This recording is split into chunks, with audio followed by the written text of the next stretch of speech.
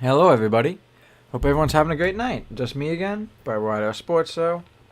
Welcome to the Northeast Ohio Sports Show, episode 29. It's October 9th. Hope everyone's having a good night again. Getting darker earlier, like it has been. We'll get right to it. Above us, we have scores. Looks like we have Philly and Giants. Giants are up 13-3. Rip Philly. Browns play with Pittsburgh this week, so be interesting to see. Below, we have some more scores in the next. Sorry, I need to update that. Um, we'll have F1 for next week. We have a Singapore results on there now. I'm going to try to change it now to...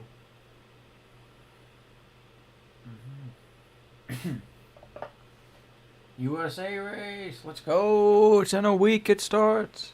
Excited for that. We'll talk about that a little bit later. Once again, you can see the new F1 right below me. Just updated it. We'll go into a funny topic, which is about how Mike Trisso roast Josh Allen's throwaway pass. This past weekend on Sunday Night Football, we got a classic mix of football and comedy, courtesy of NBC's Mike Trisso. During the Buffalo Bills primetime matchup, quarterback Josh Allen came under pressure and did what quarterbacks are taught to do, to get rid of the ball. But Allen didn't just throw a pass away. He ended up launching it about 5 rows deep into the stands, practically singing it with his arms, or slinging it with his arms. Trisso saw his opening and nailed it. As the camera followed the ball into the crowd, he quipped, "Well, at least someone in the stands caught a pass tonight. It was pure gold, the timing, the tone, and everything." So definitely funny. Chris Collinsworth couldn't keep it together. I'll try to watch the clip all over YouTube and X. We'll be going over the Browns here in a second.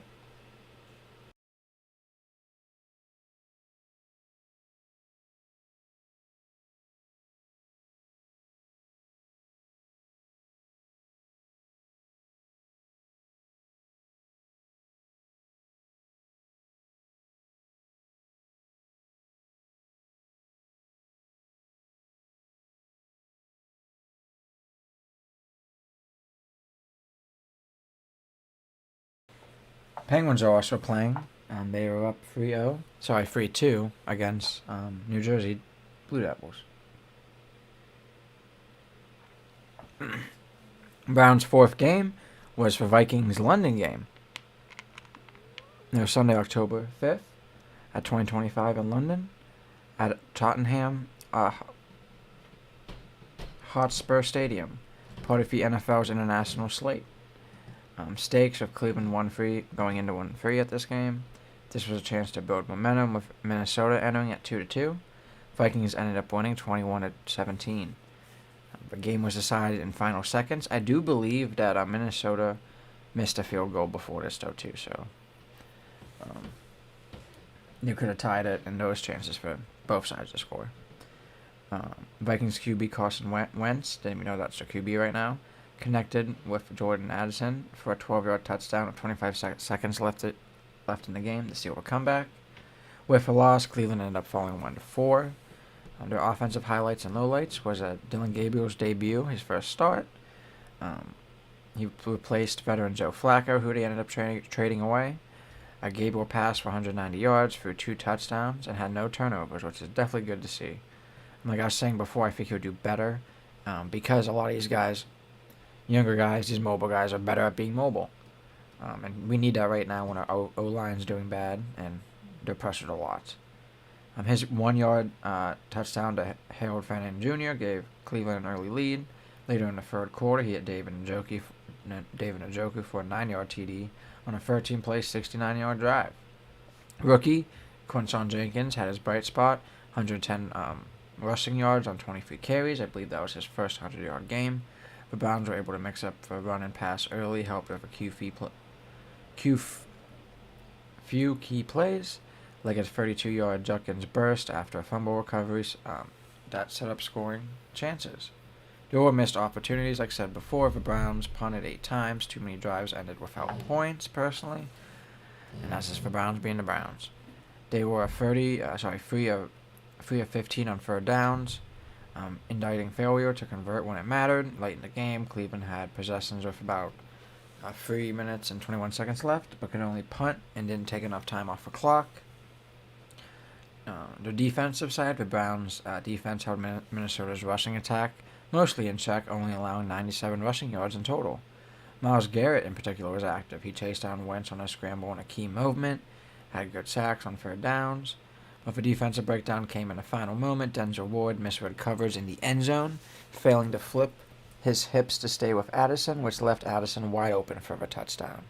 And for a veteran like Denzel Ward is now, we can't be seeing that. One of our good guys like Denzel Ward right now, we cannot be seeing that. Safety Ronnie Hickman had a chance to help, but didn't widen the field of coverage. Wasn't fast enough.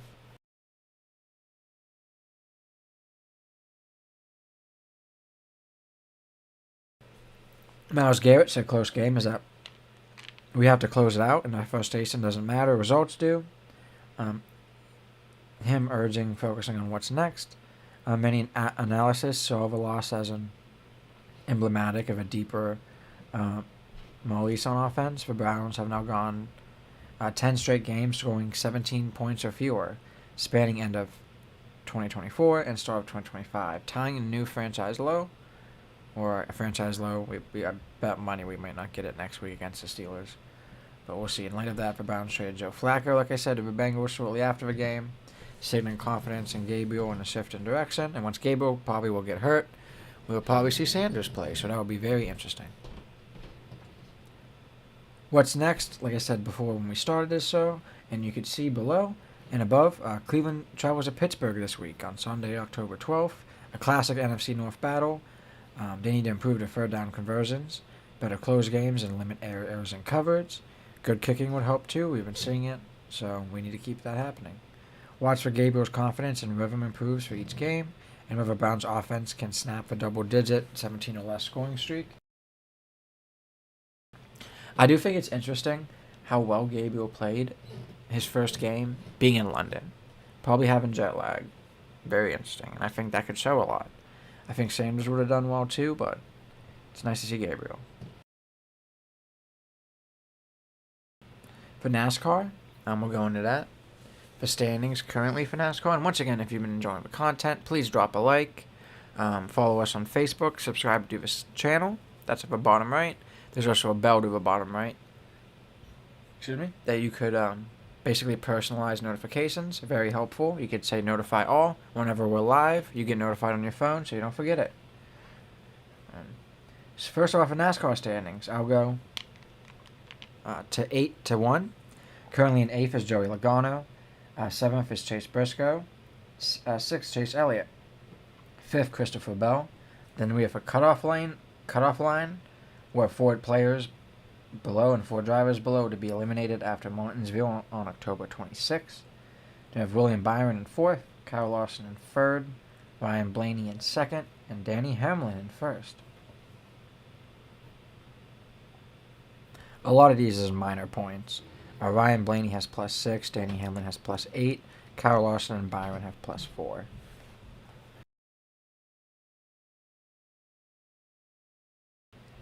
The last race we had, recap, was the Bank of America Roval at the Charlotte Roval at October 5th, 2025. I am going to take a quick second to make sure we're running well. Looks like we are. Alright, nice to see. And this was the first round. The last round of 12. So basically the elimination race. In the playoffs, that's why I said we have 8 now. We could keep eliminating 4. Drivers were fighting hard for a spot in a round of 8. The Charlotte Roval, Road Course Plus Oval Hybrid, is always a wild card track. Plenty of opportunities for upsets and drama. And that's what we had. The finish and winner, SVG, took the win, adding another road course victory to his resume. It was his 5th straight road course win for the 2025 season, an impressive stretch that underscores his road course mastery. He beat Kyle Larson 2nd and Christopher Bell in 3rd in the final official standings. The margin of victory was about 15.16 seconds, a commanding lead in such a competitive field of stock cars, and also the fact it was for Roval. It wasn't just an oval course. You can keep dominating if you are, You know what I mean? The road aspects do help, but SVG is an amazing road course driver. Notable moments and some drama. Late in the race, Ross Chastain attempted a flashy move through a front stretch chicane to make a last-ditch bid for the playoff spot. In doing so, he collided with Danny Hamlin, knocking Hamlin out of contention. And he also, I think Hamlin had to finish backwards. There was a significant contact between Larson and SVG over the course, including passing maneuvers and rough driving through the backstretch chicane. A pit strategy, wear, and track positioning played major roles. Because on a road course like Roval, small mistakes or time lost in the pits can cost you many positions.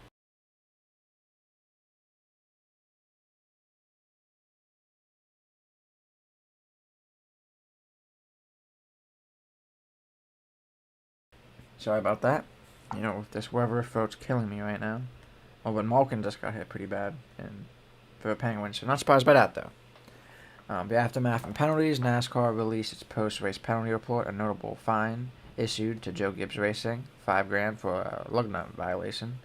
Small but meaningful penalty in the playoff contests. Even minor infractions could have a ripple effects on momentum and crew morale. The race drew about 1.544 million views on NBC, with a 0.8 rating, down from 2024, but still solid for the playoffs. The ratings reflect the challenge of maintaining audience engagement in this new era of NASCAR, but marquee events like the Charlotte Roval help. The implications: SVG's win likely cements his confidence heading into the next rounds. Drivers who had bad luck or missteps here might be on the brink of elimination, and the round of 8 is looming, so every position, point, and mistake matters even more now. SVG wasn't in a playoff contention before, so that's why he didn't get boosted to the next race. To the next round. For next race preview, South Point 400, the Las Vegas Motor Speedway. When and where? It is Sunday, October 12th, at the Las Vegas Motor Speedway. It's at 5:30 p.m. So prime time. This is part of around 8 of playoffs, so stakes are even higher. Las Vegas is a 1.5 mile intermediate oval, not a road course like for Roval. That means that the skill set shifts, consistency, speed on long runs, tire management, clear air all matter more. And we see SVG, he's really good with the road courses. But these NASCAR guys that are American and used to driving NASCAR are very good with driving oval courses. With nighttime conditions or sunset to night transitions, track grip and track temperature changes and can spice things up. Pit strategy will also, and tire wear will again be crucial. Teams that manage to gain track position in the pits may gain huge advantages. Storylines to watch: SVG enters the race with momentum on his side. Can he parlay his road course dominance into an oval success, even though it won't matter for the playoffs? Kyle Larson and Christopher Bell will be under pressure, especially after being close in the Roval finish. Playoff drivers who survive the Roval will be pushing hard. Any mistake might be fatal on championship hope. I think Blaney's going to win because since he got such an early lead last round of playoffs and got one and went to the next round, he did a lot of testing. They did testing on previous courses for Vegas, so I think he'll do pretty well. IndyCar, once again, McLaren has filed a $20.7 million breach of contract suit against IndyCar champion Alex Palou, claiming he reneged on a prior deal to join their team. Zak Brown, McLaren CEO, denied allegations in a court that the team used false promises of a Formula One seat to lure Palou. And maybe he did, maybe he didn't. Even if he didn't, I think it might be something that it kind of just happens. Like, even if I was Palou and I was like, oh, I'm going to join the IndyCar team for a bit, I might be expecting that, oh, an F1 seat will happen after a while. Even though it might not be guaranteed, and even though Zak Brown may not say anything. The courtroom exchange got heated. Palou's barrister accused Brown of fabricating claims. Brown shot back, "I think you are talking rubbish. Complete, utterly rubbish. The case is unfolding, and its outcome could influence driver contracts and team relations across IndyCar." David Malukas is testing of Team Penske's. Rising stars, like I said, Dennis Hogger had his first run in IndyCar for Dale Corn Racing this week. Good to see. Sal Collette and Niles Coulin each drove an IndyCar this week for the first time. Also, something I kind of forgot last week, both IndyCar and NASCAR are bringing back iRacing Pro Series. Not bringing back, but they're bringing back having race video games, and it's going to be powered by iRacing. Sorry that you guys hear all these EMS and firefighters. I kind of live by a fire station. Which iRacing is basically the best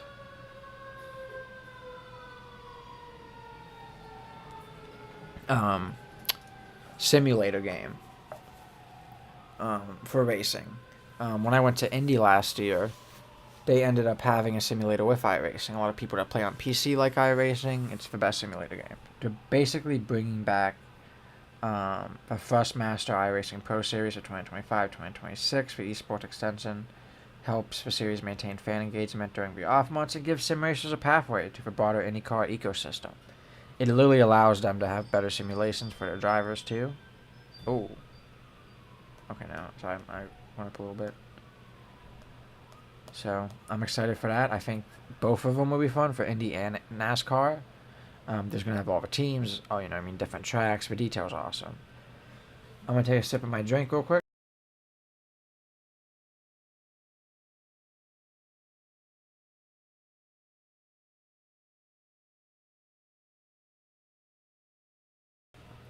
First, we're going to Formula One standings. Currently in first, we have Oscar Piastri after the Singapore Grand Prix. He is currently 22 points ahead of Lando Norris, who's in second. Then we have Max Verstappen, George Russell, Charles Leclerc, Lewis Hamilton, Andrea Kimi Antonelli, Alexander Albon, Isaac Adjar, and Nico Hulkenberg in 10th. Drivers, in first we have McLaren, second Mercedes, third Ferrari, fourth Red Bull, fifth Williams, sixth Racing Bulls, seventh Aston Martin, having a very bad year, eighth Sauber, ninth Haas, 10 Alpine.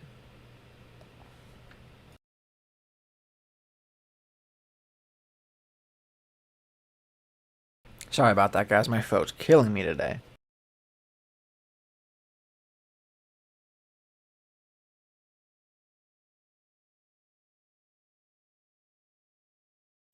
That's what it sounds like, right? All them cops. No, they were all actually firefighters going, I guess, kind of towards Churchill.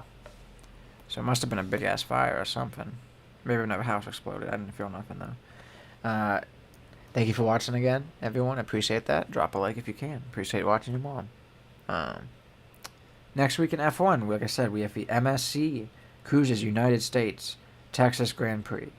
Very excited for that. Circuit of the Americas in Texas, it's called, outside of Austin. If I'm not mistaken. Yep. It is a 5.513 kilometer circuit length. I did hear a car speed by, so maybe it is. But I don't know why firefighters will be getting them. A total distance of the race is 308.405 kilometers for 56 laps. 20 numbers of turns. Counterclockwise, it was built in 2012. Lap record is by Sebastian Vettel in 2017 at a 1:36.76. Very cool place. The minimum elevation is 126.5 meters. Max elevation 157.4 meters. Has two long DRS zones, one in Sector 2, another one in Sector 1 right after the start straight. Very cool to see. The Circuit of Americas is a lot like the British Grand Prix Silverstone course, just Americanized. Cool track. Big elevation change in certain areas. The first, basically turn, it starts, you basically go from like 130 meters to 157 meters. So it's a huge coming up. It's interesting to see. It takes NASCARs, any car that races them, a lot to have that. And once again, Singapore Grand Prix was October 3rd through 5th. George Russell captured the win, converting pole into a dominant victory. Good to see Russell win as well this year. Some more. McLaren clinched via 2025 Constructors Championship during the race. A major season milestone. Say hi to Mo's. A major season milestone even before the season end. Oh, I see. On the podium, Russell first, Max Verstappen got second, and Lando Norris got third. However, drama erupted with McLaren early in the race. Norris made an aggressive move on his teammate Oscar Piastri, leading to contact and tension, light contact though. Some viewed it as a racing incident, but others expressed an internal friction. But it exposed, internal friction, especially through the radio calls with Oscar Piastri being mad about it. Also notable, the FIA issued a heat hazard warning for the race, citing extreme heat and humidity. Driving's cooling systems were under extra scrutiny. What it means, big picture, Russell's win was a strong validation of Mercedes' competitiveness, especially in high-pressure conditions and in low-speed corners, tracks. We see it a lot. Some cars are very good at high-speed corners. Some are good at lows. Some are good with both or a little bit in the medium. Mercedes is very good at a low-speed track, which is what Singapore is. McLaren locked up a constructors title, gives them a buffer for strategic flexibility in upcoming races. But will the Oscar Piastri and Lando Norris spat raise questions? As the driver's title continues, will McLaren be able to merge the two hungry teammates without internal fallout? They're both young. They both want to win. They both want to win the drivers. They know they have a good car. Lando has been there longer, but the fact that Oscar is also competitive with Lando shows that maybe he's worth it, and Lando doesn't like that. Personally, I don't see it as like an Oscar-Lando thing. I think it should be Lando, but if Oscar gets those wins, he deserves it. Because we know that next year the Mercedes is going to have the best engine, and aerodynamics will still matter. So it's interesting because personally I feel like if aerodynamics matters, like I'm saying, and engine, McLaren has a Mercedes engine and they're better at aero right now. They'll probably have a better car than anyone else. The standings are tight with Oscar Piastri leading and Norris and Verstappen chasing. Like I said, next race was for the Austin Grand Prix. It's also called COTA. I kind of forgot to say that. It marks around 19th of the season. Excited for it. It's a purpose-built circuit. It's a track built for extreme racing. It's mixed big braking zones, elevation changes, multiple types of corners, slow hairpins, fast sweepers. A test of car balance and driver skill, one of my favorite races. Tire management, especially in the heat and aggressive braking zones, will be critical. Let me check times for this as well. Track position and clean overtakes matter a lot through tight sectors. Examples, return to run for free and carry big weight. Pit strategy would be key. Can McLaren keep their composure internally and maximize points? What about Oscar Piastri? Can you try to get this win?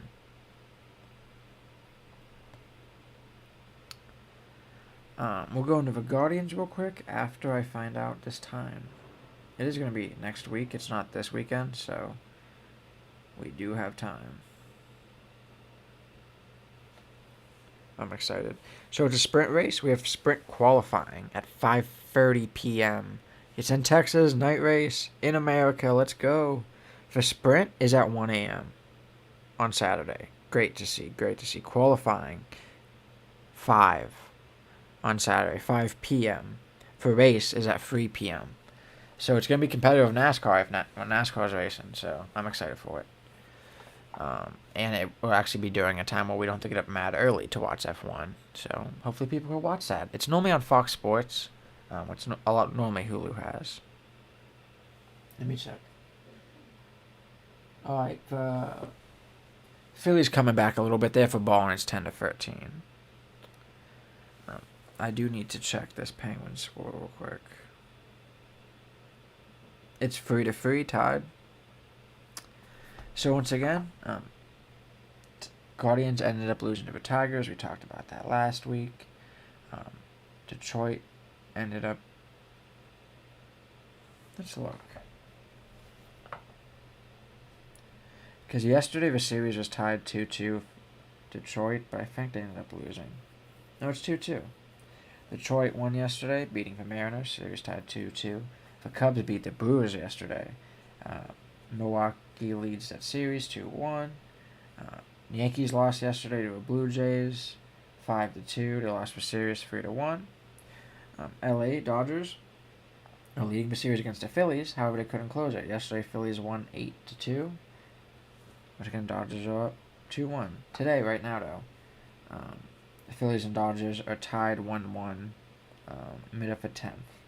Philly trying to hold it together. I might actually throw that game on my iPad real quick while we're talking.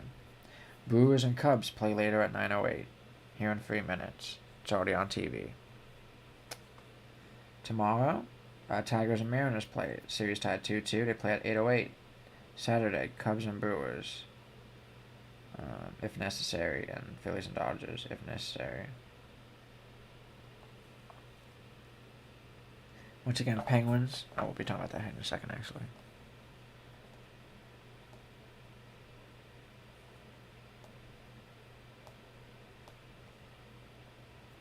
It was sad to see, like we talked about last week, for the Guardians fall in the playoffs. It's kind of hard with how Detroit was playing, and I really hope they keep winning. Struble had a 14 strikeout in Game 1. In Game 2, a bullpen hitting saved us. But like we talked about, Detroit's bullpen, anchored by Vest, closed out the series.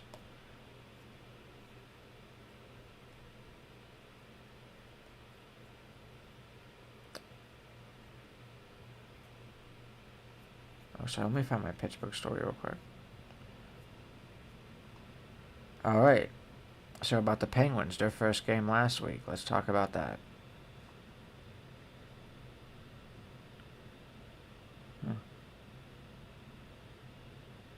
Those New Jerseys here for the Penguins are pretty dope. Alright, welcome back, Penguins fans. On October 7th, the Pens opened a series in New York against the Rangers, and it was a statement performance. This was also a debut for their new coach, Dan Muse, who was an assistant coach for the Rangers, stepping into big shoes after the Mike Sullivan era. And Mike Sullivan is now the head coach for the Rangers. We beat them 3-0. Let's talk about it. First period in goal scoring. Pittsburgh struck first late in the original period. In the first period, Justin Brazeau, new to the roster, buried a backhand in front of a clean face-off by Gevy Malkin. That goal gave the Pens momentum as the Rangers struggled to find their feet in the new system under Sullivan. The second period in defensive push. The middle frame was tighter. New York pushed more, looking for entries and chances, but Arthur Silvos, in his Penguins debuts, was steady, their new goalie. He made key saves, including stopping a late shot and during a Rangers power play. The Pens defended well to limit a second chance opportunities and controlling transitions, which is good.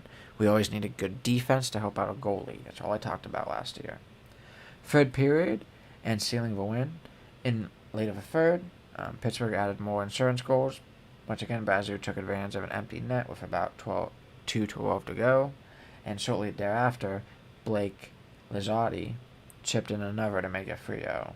Meanwhile, Silver shut the door, finishing with a 25-game shutout in his first regular season game with the Pens, which is great to see. Dan Muse's debut gets a big check mark. He gets a win in his first game of the franchise. It looks like they might win today, hopefully. The Pens showed balance, scoring, goaltending, and defensive discipline. Who they're playing today, the Devils are way better than the Rangers, too, so it's scary. Brazeau immediately looked like a difference maker. 2 goals in your first game, that's a way to introduce yourself to your team. The veteran trio, Cosby, Malkin, and Letang, remain central, providing leadership and stability. On the flip side, the Rangers' transition under Sullivan will have its early bumps. This loss was a rough start for them. Once again, we're having a home opener today in Pittsburgh against the Blue. Sorry, I almost said Blue Devils. It's like Red Devils, New Jersey Red Devils, or just Devils. So interesting to see.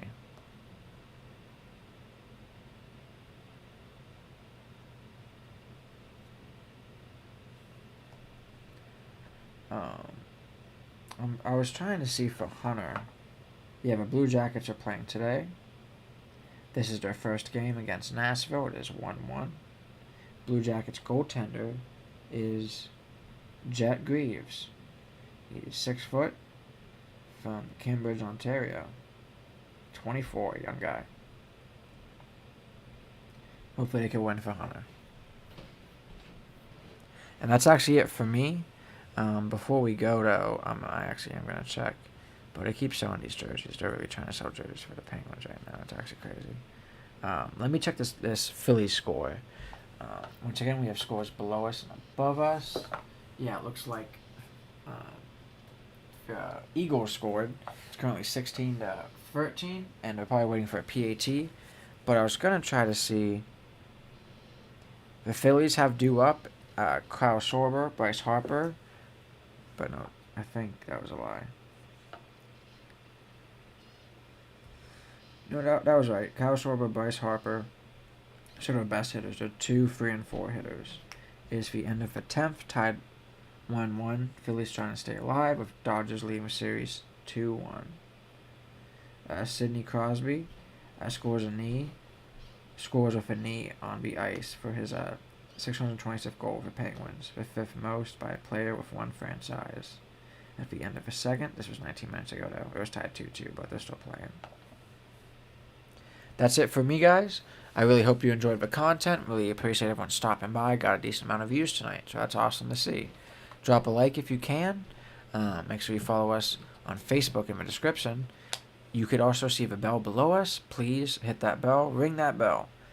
Drop a like. It really helps us with the YouTube algorithm. Subscribe if you haven't already. Helps us out. I have so many people I'm subscribed to on YouTube. If you guys don't know how YouTube works, you could have a lot of subscribers or like be subscribed to a lot of people, and it doesn't really cloud your feed because your feed's always what you watch the most and watch the most recent. So if you keep watching this show, it'll be there. But if you don't watch this show, it kind of gets pushed aside to the stuff that you watch more. Same with any other YouTube channel. So just a good tip. Make sure you drop a like. We'll be back. I might be able to do a healthy living this Sunday with Trevor. We'll see. He's still working a lot on his house since he's moved in. That's understandable for anyone that, bought a house and lived on land. Hard to do. But if not, we'll be here Monday with a week ahead news show with me and Tommy.